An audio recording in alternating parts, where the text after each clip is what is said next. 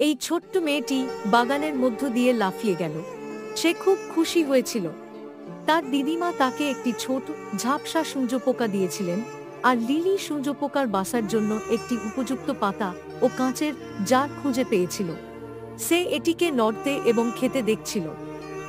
কয়েকদিন পর লিলির হাসি চলে গেল। সে জারের ভেতরে তাকিয়ে দেখল সূর্যপোকাটি নড়ছে না।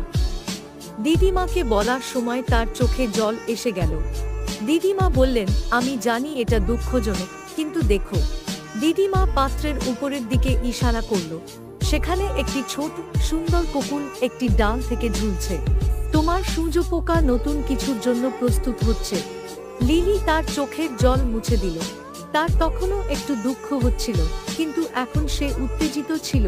কোন সুন্দর প্রজাপতি বের হবে তা দেখার জন্য অপেক্ষা করছিল। তাও কেউ দাদিমা ও লিলিকে লাইক করল না।